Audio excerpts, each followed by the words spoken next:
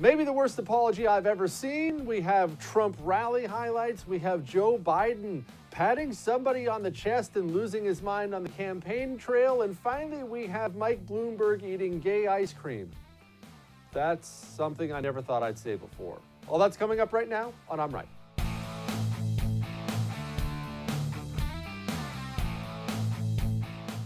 Well, we all remember the big dust-up from yesterday, that CNN interview heard round the world where they were mocking Trump supporters. And you know what?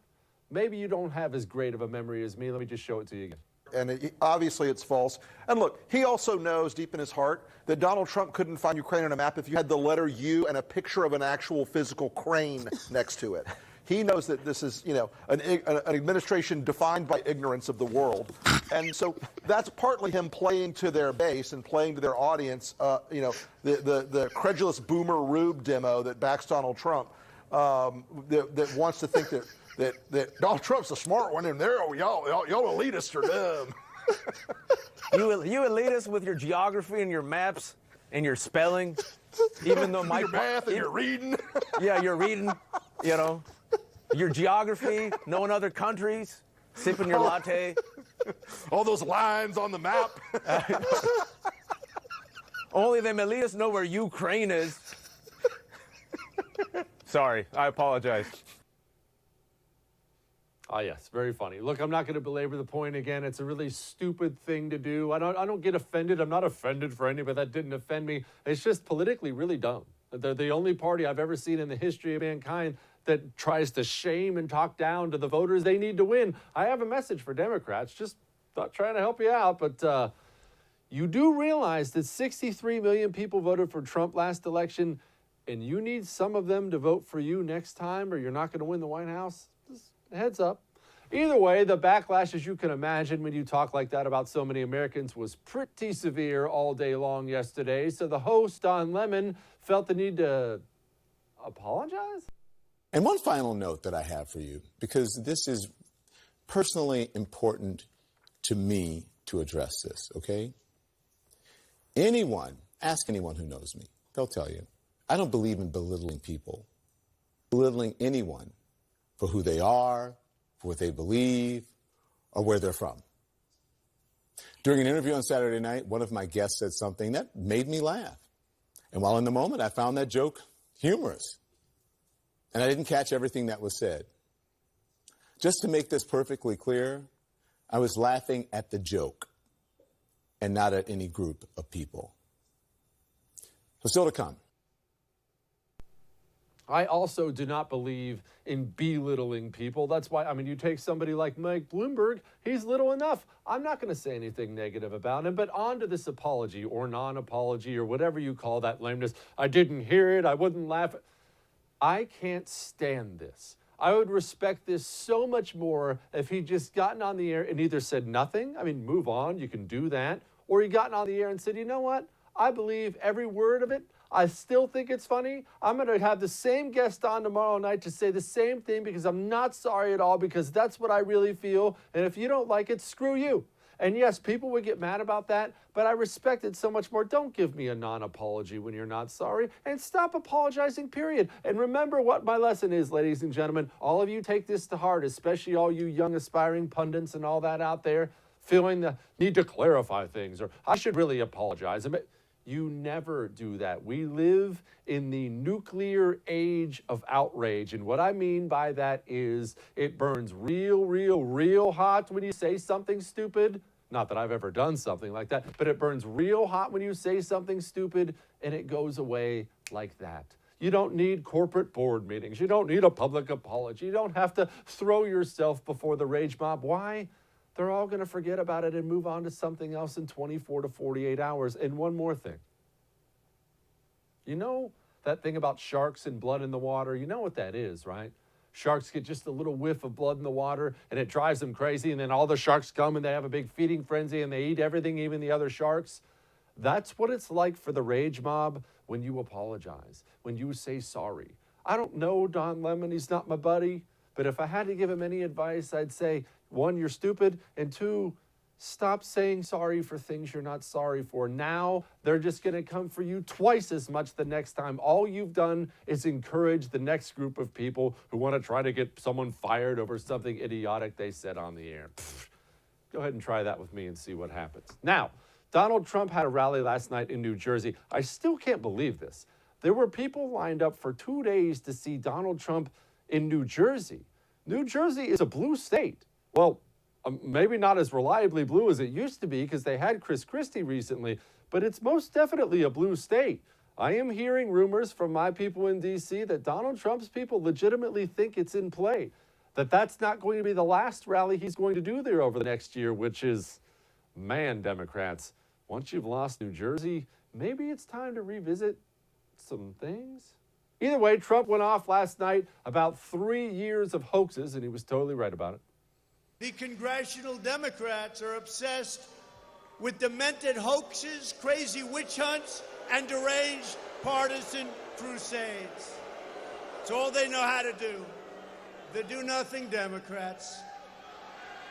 They have spent the last 3 years, and probably even before I came down on that beautiful escalator with our beautiful future First Lady,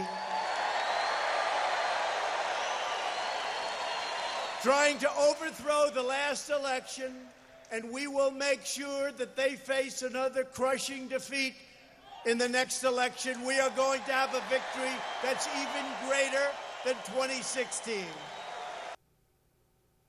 I want to hit briefly on that last point that he made about the 3 years of this.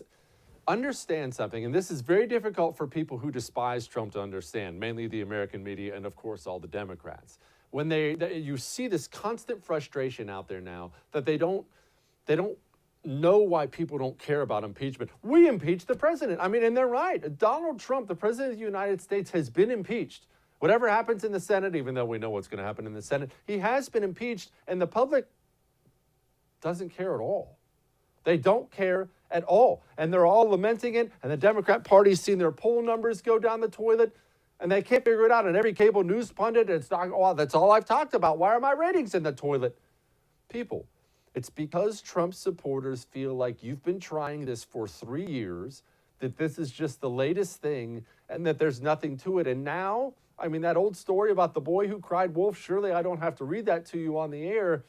That's where people are now. The next outrage. I saw somebody today talking about, well, we really should let someone testify to prevent the next outrage. I've got news for you.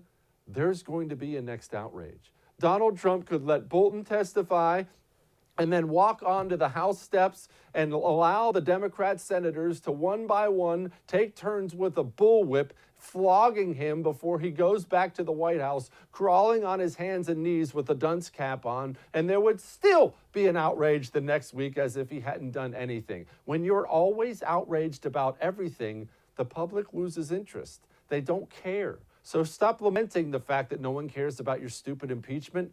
3 years of outrage, that's what you get.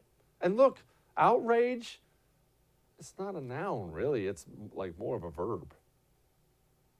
I went to community college. Anyway, Donald Trump says people are flocking to the Republican Party. Americans of all political beliefs are sick and tired of the radical, rage-filled left socialists. I never saw anything. What's going on in this country? What's going on in this country? The Democrat Party is the Socialist Party, and maybe worse. Voters are making a mass exodus from that party, and we are welcoming them to the Republican Party with wide open arms. It's hard to say whether or not that's true or not. I mean, he's a politician at a rally, and every party lies about their voter registration numbers, especially leading up to an election. That's like just a thing that everyone does. You'll hear Democrats saying this too. People are flocking here. Republicans, people are flocking here.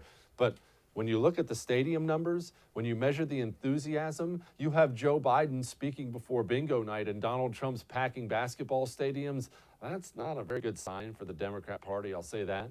Well, you all remember that Democrat in New Jersey, former Democrat Jeff Van Drew, who decided during the middle of this whole impeachment thing that he was going to switch parties to the Republican Party. Now, ladies and gentlemen, not that I want to pull cold water. I nailed that. Not that I want to pour cold water over Jeff Van Drew, but look, he's a Democrat who got elected in a district that voted for Donald Trump. Impeachment's really unhappy with Donald Trump voters. So he switched parties. Did he do that now because he's some card-carrying conservative? No, come on, no. But Donald Trump is a man who loves loyalty, who rewards loyalty, and he gave Jeff Van Drew a bit of spotlight last night. And I have to tell you, a few weeks ago, Jeff was one of the few brave and principled Democrat lawmakers, in all fairness, we've been after him for a long time, who stood up to the House Democrats and the outrageous abuse of power that you see going on right now. They can't win an election, so they're trying to steal an election. It's not happening, folks. It's not happening.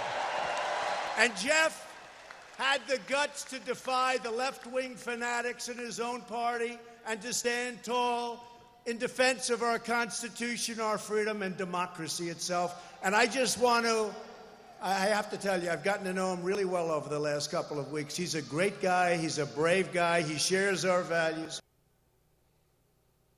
He loves doing that to anybody who's shown loyalty to him, and guess what? It helps them a lot. Donald Trump is a skilled politician. Now, coming up next, we have a man who I personally love, a congressman from the state of Texas, a friend of mine. His name is Chip Roy. He's one of the good ones. He's going to give us the skinny on what's really going on Capitol Hill. All that may have made you uncomfortable, but I'm right. Let me tell you about betdsi.com/Jesse. Don't forget the /Jesse. betdsi.com/Jesse. Lots of times with these online gambling sites, you have to have put in your money before the game started, before tip-off, before the kickoff. It's not that way at betdsi.com. They have live gambling. Look, you missed the first quarter, fine. You missed the kickoff, fine. You can still get in on the action. And it's not just football. We all know it's a sad day, but we all know we only have one football game left in the United States of America this year until next season. You can bet on basketball. You can bet on baseball. You can bet on UFC, hockey, reality television. If your wife is making you watch The Bachelor, you can bet on politics. We have the Iowa caucuses coming up soon, and that whole race has gone back and forth like a yo-yo the whole time for the Democrat Party. Why not take some money and go bet on it? Go to betdsi.com/Jesse and make a deposit. Go make your deposit today. Use promo code Jesse120. Again, that's promo code Jesse120.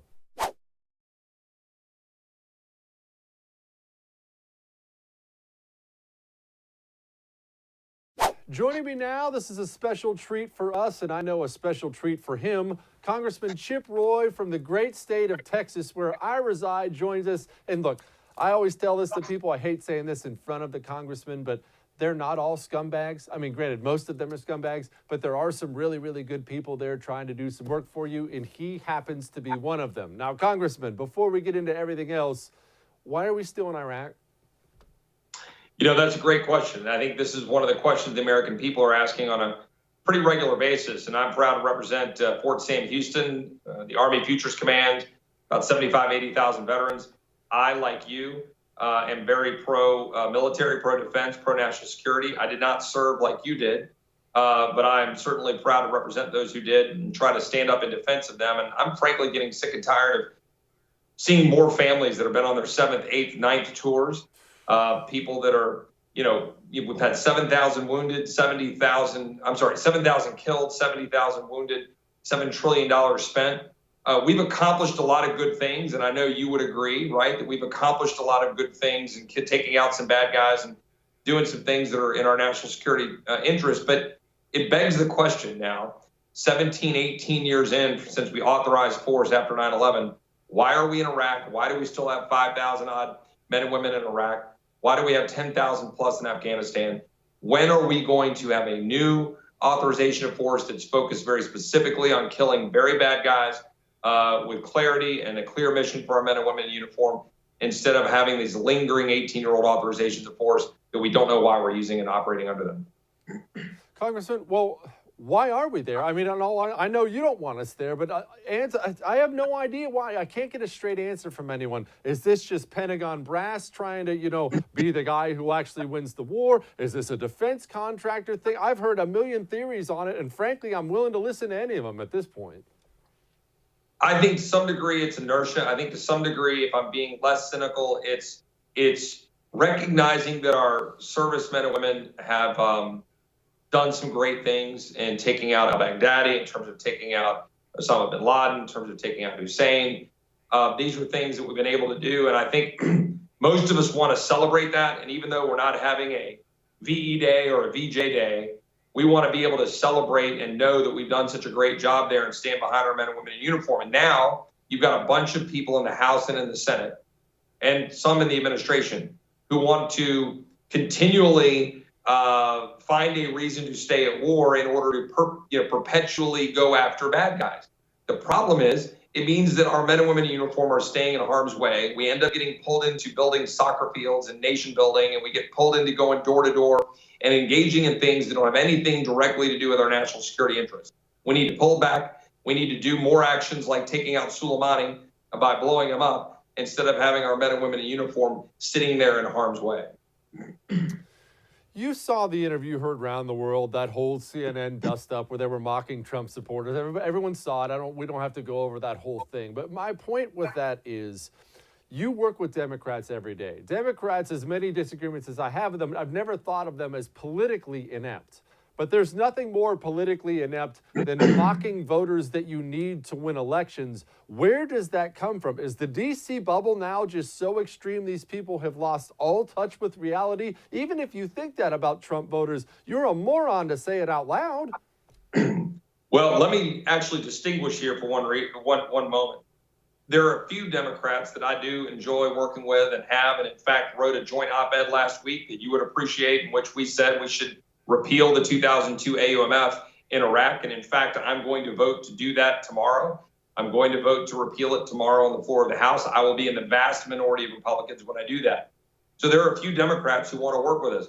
In the context of what you're talking about on CNN last night, which I'm sure many of your viewers have seen, that was a bipartisan group of individuals, at least allegedly bipartisan. You have Rick Wilson there, right? A Republican pollster and strategist. This is a snob problem. This is an elitism problem. This is a Washington is better than you problem. And I'm sick and damn tired of it. The American people are sick and damn tired of it. They don't need Washington snobs and elitists on the, Amtrak, on the, going back and forth to New York City, telling them how to live their lives and telling them why they're stupid. Instead, they need people up here to do their job, like actually, balance the budget instead of racking up $23 trillion of debt, or driving down healthcare prices instead of driving up the cost of healthcare and getting between you and your doctor, and having 18-year perpetual wars and wide open borders. The American people are sick of it, and this is why President Trump was elected, and this is why the American people are going to probably send him back in November. Let's assume for a minute that impeachment's going to blow over in the next week or two. I don't know the time frame on that, but that's only because I'm uneducated. Is there anything the House, which is currently under Democrat control, anything they can agree with the Senate on that would actually be good for America? Anything they can agree on besides blowing all the taxpayer money? I wish I could say that there were. I have seen no evidence of it over the last year. The priorities of the Pelosi House of Representatives have moved even farther to her left, if you can believe it, to the Alexandria Ocasio-Cortez, the Tlaib, Omar, Presley wing of the House Democratic Party, including by, for example, the woman who's running against me in Texas 21, Wendy Davis, a very avowed and known leftist. This is where the state of the current Democrat Party is. They're not in any way, in shape, or form representative of where the average American is, particularly in Texas. So we're going to have to work hard to hold the line, do our best to get a few good things, like I said, working with some Democrats like I've done here to get agreement on maybe pulling out and dealing with ending an authorization of force we shouldn't be in. Maybe having some rational beginning of conversations on spending. I'm starting to break through with a few of my more freshman Democrat colleagues. And I think if we can do that, and if we can have a powerful election this year in which the president's reelected and Republicans regain control of the House, there are going to be some Democrats like Van Drew, for example, New Jersey, who just switched parties because of the irrationality of Democrats and impeachment. There's a chance here to get it right. But one last warning. Republicans can't screw it up again like they did in 2017. Republicans can't be the same swamp creatures that the president ran against, which is what what Republicans, not me, what Republicans have too long been. Is this Van Drew thing going to set some kind of a trend? Not that I think Democrats are going to start switching parties, but is he going to be at least the start of some kind of a return to sanity? Because, look, I can't stand Democrats. I make no bones about it. But I wish that party was more sane. I wish they could present an occasional sane alternative for the time when Republicans make me mad. But now they're so crazy, I could never vote that way. Is their future brighter than it is right now? Because it's pretty bad right now. You know, I don't know whether it is or not. I think, there are a lot of settlers, a lot of Democrats that I like to work with on certain issues, but I think they've got to break free from this radical leftist agenda, or they're going to end up in the ash bin of history. The American people are not there. Bernie Sanders is an avowed socialist. We've got, Elizabeth Warren might as well be an avowed socialist. She's basically running on that. And Joe Biden is every bit as liberal, but he just cloaks it in different kind of language. Although I noted that he was out there still talking that boys should be running against girls in track meets. He's a leftist just as much as well. They're completely out of step. But Van Drew is a good sign. I'm telling you, there is some breaking and some sign of fissures and cracks in the dam. I'm seeing it in the Senate a little bit as they see this political nature of the impeachment. We've got to just keep our eye on the prize, and Republicans have got to be ready to lead. We cannot sit back. We've got to produce an agenda that will get people excited about lowering healthcare prices, getting you access to your doctors, securing the border, having an immigration system that works and is responsible, bringing our men and women predominantly home with having people only engage with a clear mission, making sure that we balance the damn budget, and then get out of the way of the American people. Get Washington out of the way. Do our job. If we do that, then Democrats will have to follow, because that's where the American people are. Congressman Chip Roy, that was outstanding. Please keep doing what you do. We appreciate you. We're fans. Hey, Jesse, thank you. You keep, calling it like you see it. You know what? Not all of the media are as bad as it may seem. Appreciate you. Coming up, Joe Biden can't keep his hands off people. It's weird. Hang on, I'll show you.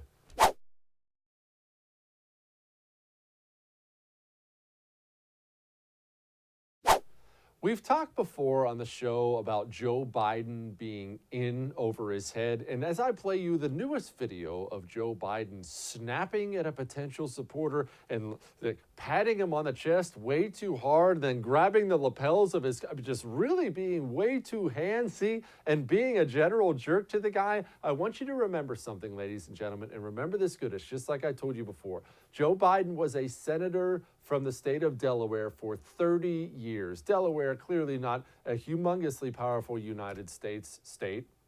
Yeah, that's the way you say that. Either way, not powerful. He's there for 30 years, lounging in the Senate without a tough question in the world. He then gets picked up by Barack Obama because he needed to balance out his ticket with a white guy and some foreign policy experience, and he gets to lounge as vice president for 8 years. Easiest job in the world. You have no responsibilities, and you travel in luxury. And off of all that, somebody convinced him that he was ready to run for president. Maybe he convinced himself. But ladies and gentlemen, remember this, because this applies to way more than just politics. It applies to your life, my life, sports, everything else underneath the sun. Length of time in service does not equal talent, and it does not equal stardom. I've seen people start various jobs, and you could tell in about 5 minutes that dude's going to be a star. The guy who's been on the job in the same role for 35 years is not a bad human being, but that don't make him the CEO. Joe Biden, what you're about to see, is a guy that's in way over his head. I'm going to support you if you win the nominations. We got to get rid of Trump. But what are we going to do about climate change? Now, you say you're against pipelines, but then you want to replace these gas lines. That's not going to work. We got to stop building and replacing pipelines. You got to go vote for somebody else. All right, thanks so much, sir. We're going to have you. Thank you so much. Thank you so much. I'm going to vote you in the general if you treat me Yeah, right. I know. Well, I'm not. Well, can I have a Look, you. you're asking a picture of me. You're coming up and telling me you don't support me. No. My plan. Yeah, you did. You said you I said I would support you in the general. in the general. I'm looking for a primary. We're happy to and get a a number. caucus. We can follow up. That's what I'm looking for, okay? Just because Now, we're trying to get. You believe that Bernie can do something by 2030? I'm actually supporting Trump's tire. Thompson, well, that's good. He's the guy that did Thanks more so much, coal sir. We have mines. a long line right here. We got a long call than the entire country did. All right, thank you. Happy to get You got the right Can we guy. get a picture? Let me just clarify that for you because I know some of that was tough to hear. That's the current Democrat frontrunner for president, confronted by a voter in a fairly civil manner. The guy certainly wasn't being mean, and I kind of liked his hat, but that's another story entirely. Joe Biden proceeds to tell him, and I quote, "Go vote for somebody else," while patting him a little too hard on the chest. Then the guy tells him, "I'm going to vote for you in the general if you treat me right." Biden tells him, "Well, I'm not."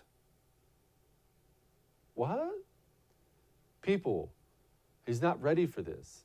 He's in over his head. He's not ready for this. He's not ready for tough questions. And just because he's been in Washington since Washington crossed the Delaware, that don't make him a good politician. It doesn't. You remember this from last week with CBS's Ed O'Keefe? This was another doozy. Yesterday you said you accepted Bernie's apology and now you're attacking him. Why are you doing that? Why wasn't his apology enough, Mr. Vice President? Right this way, Why attack Sanders? Why? You're getting nervous, man. Calm down. It's okay. He apologized for saying that I was corrupt. He didn't say anything about whether or not I was telling the truth about Social Security. Thank you guys. That whole thing just makes me uncomfortable. And you can tell he knew right away, like, oh, crap, I lost my old man temper again. I better pull this back. You're getting nervous. The guy's not ready for prime time, people. And part of me at this point in time wants to see him run against Donald Trump, because if Ed O'Keefe with CBS and some random hippie from wherever that event was can get a rise out of Joe Biden, do you think Donald Trump's going to be able to get a rise out of Joe Biden? Tom Steyer, I don't know how to say his name because nobody cares that he's still in the race, responded saying, quote, "Hi, Joe Biden. This is in no way to treat an Iowan. He said he'd vote for the Dem in the general because he knows how important it is to beat Trump. We need immediate action on climate. If you don't agree, happy to talk at the debate, but don't take it out on the voters. We need to win in November." Well, Tom, he's going to continue to take it out on all the voters because Joe Biden is nervous. Joe Biden's not comfortable. And you know what? He has nobody but himself to blame. And guys are the worst at this. You guys know I have so much fun making fun of women and how terrible they are at driving and things like that. But the truth of the matter is, men and their egos get themselves in more trouble than anybody can possibly write down on a piece of paper. Why is Joe Biden running to be president of the United States? I just laid out his resume. Vice president 8 years, senator for 30 years, nice little retirement package. His son Hunter probably has some money stashed away, at least whatever he's not paying in child support. Go enjoy your life. Go play golf. Get down to Florida with everyone else who's 90. What are you doing, Joe? Now, switching gears real quick, briefly.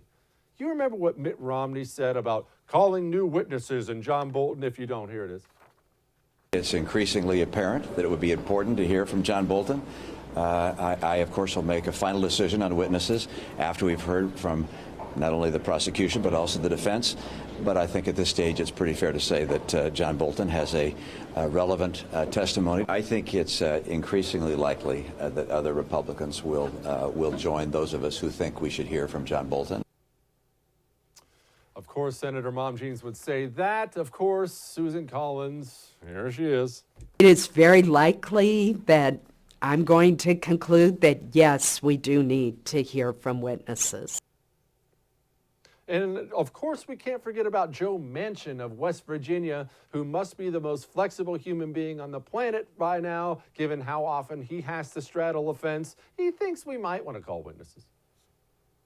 But, you know, Willie, I think someone has to ask the question, is this a constitutional trial or a political trial? Is Hunter Biden a relevant witness, Senator?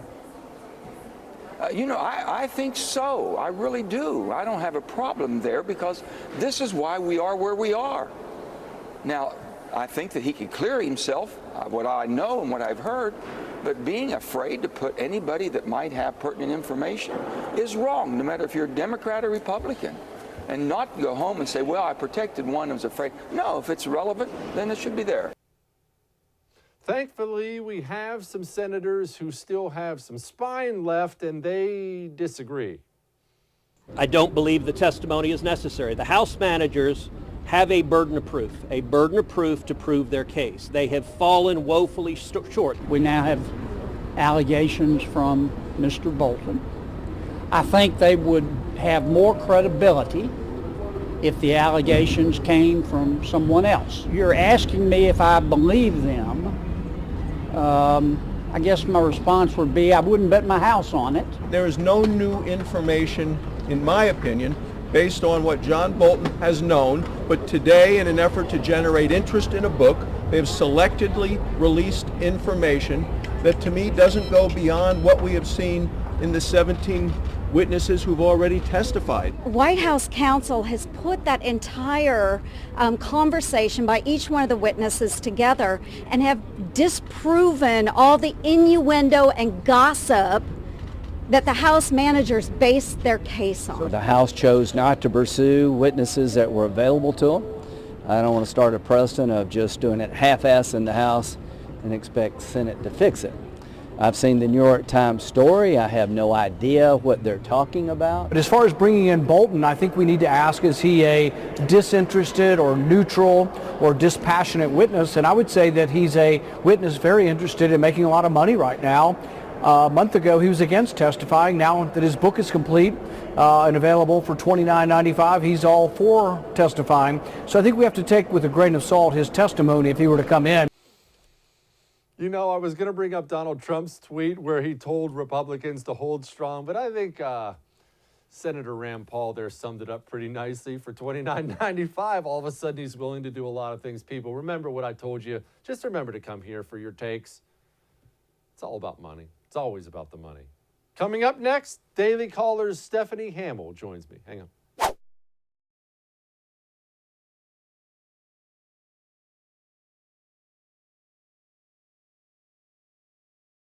We're going to get to Stephanie Hamel with the Daily Caller in just a second. But first of all, I want to talk to you about me. Tomorrow night, President Trump is doing a big rally in Des Moines at 8 o'clock Eastern, and you get the privilege of not only watching it live right here on the First, I'm going to be doing it live with you. So I'm going to walk you through the whole thing. It'll be fun. It'll be entertaining. I may have scotch beside me. I don't know. We're going to find out when we get there. But that's enough of that for now. Let us go to the lovely Stephanie Hamel. Stephanie, did you see, you know what, in case you didn't see it, I want to play you this Don Lemon apology from his horrible interview. Hang on. And one final note that I have for you, because this is personally important to me to address this, okay? Ask anyone who knows me. They'll tell you. I don't believe in belittling people, belittling anyone for who they are, for what they believe, or where they're from. During an interview on Saturday night, one of my guests said something that made me laugh. And while in the moment, I found that joke humorous. And I didn't catch everything that was said. Just to make this perfectly clear, I was laughing at the joke and not at any group of people. So still to come.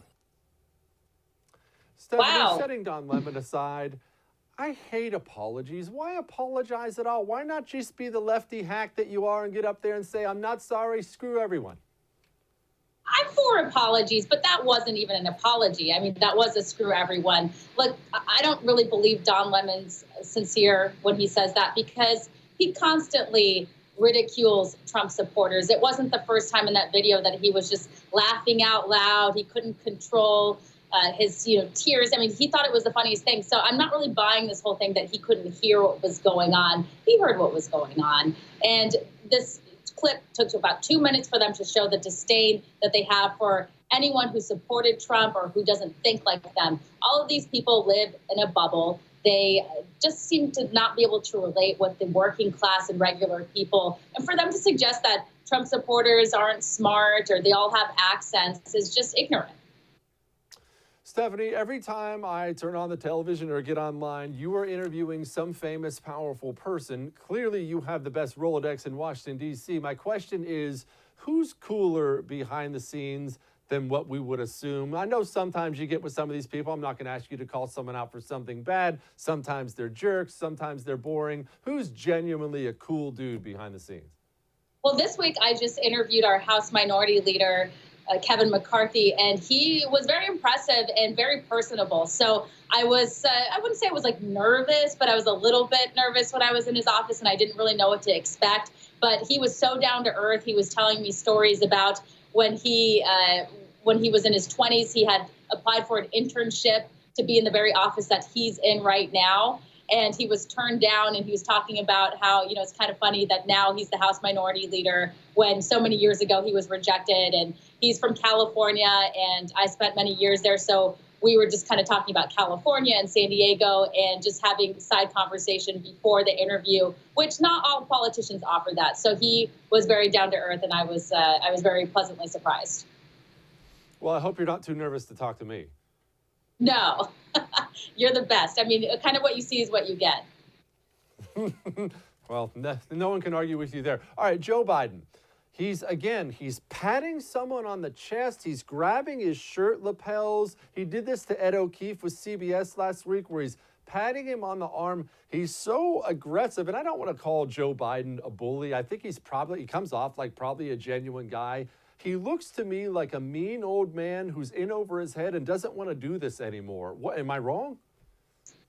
Well, I don't know if you saw this video, but he was caught on cell phone video telling an Iowa Democratic primary voter or potential voter to go vote for somebody else because this person didn't like his views on the pipeline. So rather than trying to convince a potential voter why he supports whatever, he just told him to go vote for somebody else. I mean, you ran for Congress. I remember you on the campaign trail in Arizona. Did you ever tell somebody to go vote for somebody else because they didn't support your idea? You're supposed to bring people into your world and share your ideas and why your vision is the best. And considering Biden is kind of neck and neck with Senator Bernie Sanders right now in Iowa in the polling, he probably should be looking for votes wherever he can get them, not just playing hard to get.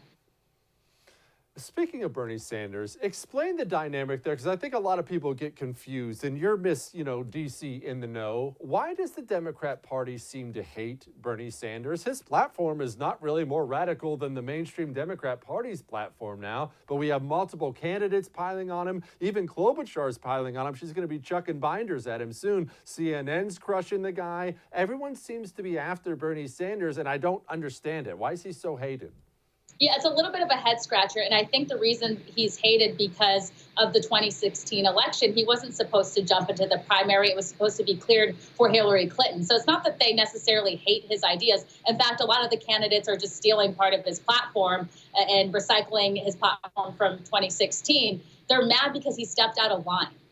It was supposed to be for Hillary Clinton. She wasn't supposed to have a primary challenge. And she still to this day holds a grudge against him. Sour grapes. Hence, she goes on television, complains about Sanders. She's still out to get Tulsi Gabbard over her support for Bernie Sanders. So, yeah, there's sour grapes. And I think that that's the reason why. It has nothing to do with his political views. But also, I'll point out that the Democrats are the party of diversity, if you will. Yet, they offer up candidates that aren't so diverse. So that's why we saw the New York Times support at least the women candidates because, they preach about this stuff all day, but then they end up with the older white male candidates, which I don't have a problem with. But they have such a problem with it. It's kind of odd to see them support and endorse older white males as candidates. It really genuinely is odd, and I am just shocked that a sweet little flower like Hillary Clinton would hold a grudge. She just doesn't seem like the type. All right, I'm glad you brought up Tulsi Gabbard.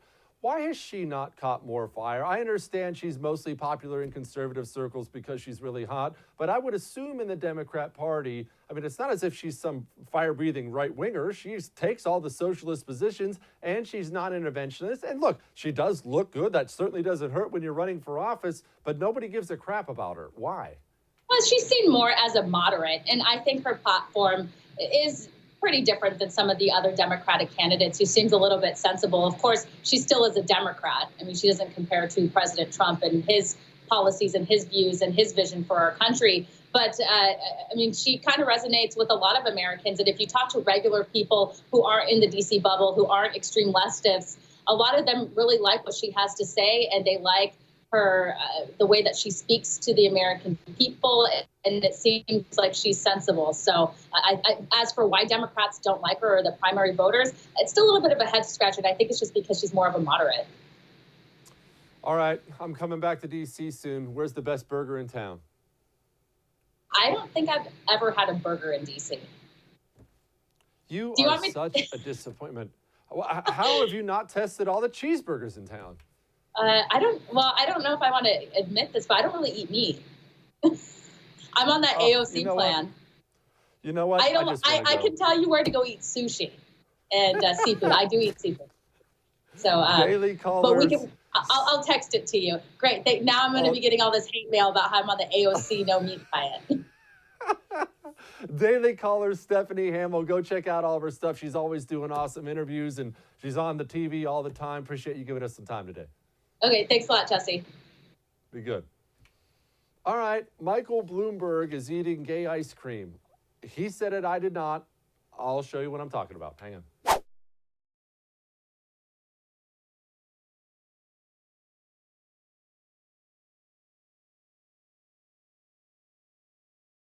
Mike Bloomberg, the New York billionaire, is running for president. I know you're not going to find that shocking because if you've been within 100 feet of a television in the past 2 months, you've been blasted in the face with Bloomberg ads. The dude isn't in any of the debates. He's not doing any of the traditional things, but he's taking his gigantic war chest full of money and he's pouring it on the TV advertisers while simultaneously running the most cringeworthy campaign I have ever seen in my life. Here's Mike Bloomberg's latest. I swear on my life, I did not make this up.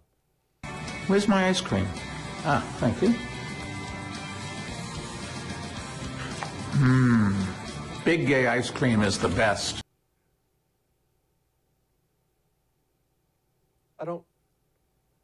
We just need to move on. But look, in case you think he's alone in the Democrat field of being somebody who does crazy things. Look, let me explain something before we go to this montage real quick. You guys understand other people can see you, right? I mean, you're on camera. Nevertheless, sometimes the music just takes you.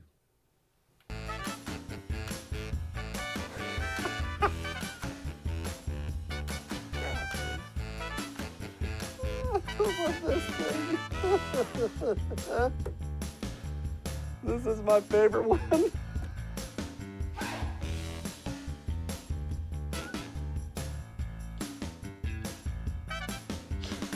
Oh, gosh.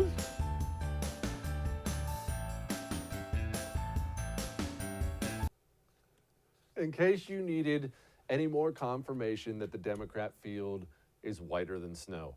Quick reminder, tomorrow night, I will be doing the Trump rally live right here on the 1st, 8 o'clock Eastern time. We're obviously going to be carrying the Trump rally so you can hear the most powerful man in the world. And we're also going to have me on at the same time so you can hear the most important man in the world. Tomorrow night, 8 p.m. Eastern, right here on the 1st. I will see you then.